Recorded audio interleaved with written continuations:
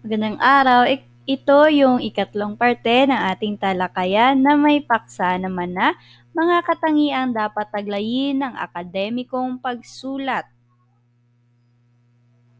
Una, objetibo. Ito ay tiyak na pagbibigay detalye sa isang tao, bagay, lugar, ayon sa totoong buhay.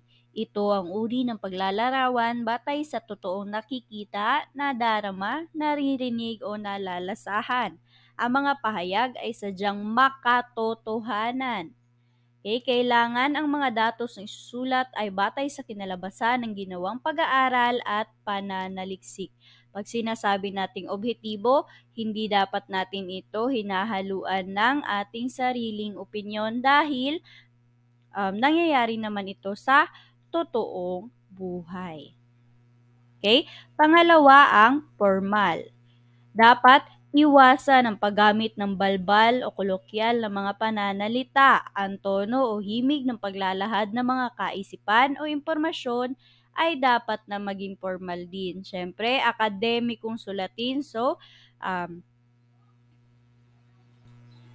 formal yung ginagamit dapat natin na wika, hindi yung mga paggamit ng balbal o kolokyal o mga salitang pangkanto. Okay?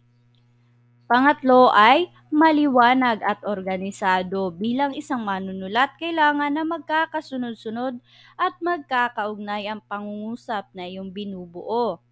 Ang punong kaisipan o main topic ay dapat mapalutang at mabigyan diin sa sulatin. Bilang isang manunulat, iyon na muna ang iisipin kung paano mo paninindigan ang pagkakasunod-sunod dapat ng iyong akda. Kailangan din na umiikot lamang ang iyong ideya sa main topic o sa iyong paksa. Huwag nang hahaluan pa ng mga maliligoy na mga pananalita. Okay, next is dapat may paninindigan dahil hindi maganda ang pabago-bago ng paksa. Kailangan mapanindigan hanggang matapos ang isusulat ang nais niyang bigyang pansin o pag-aralan. Okay, bago ka mag-umpisa sa pagsusulat, kailangan na isaisip mo muna yung mga do's and don'ts, yung mga pros and cons ng iyong sinusulat na akda. Para pagkakalaunan ay hindi na mabago pa ang iyong sulatin. Okay, kung ikaw ay may paninindigan, dapat rin na may pananagutan. Ang mga ginamit ng sanggunian ay nararapat lamang na bigyan ng pagkilala. Igalang ang mga sanggunian na iyong pinagkunan ng impormasyon.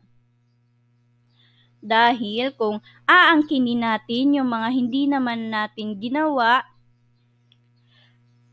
ay makakasuhan din naman ng plagiarism. Okay, dapat na kapag kumukuha tayo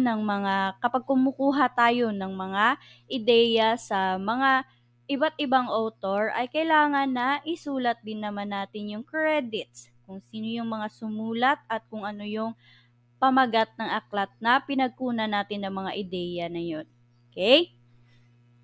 Okay, next, panghuli ay ang may 11 tayong iba't ibang uri ng akademikong sulatin. Una, ang abstract.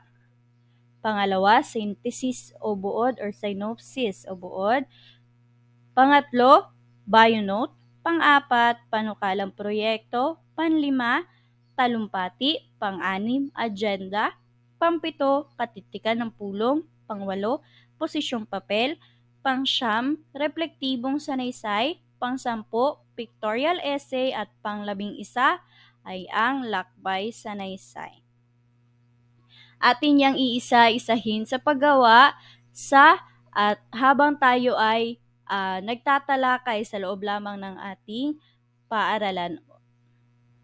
Maraming salamat sa pakikinig. Kung wala namang katanungan,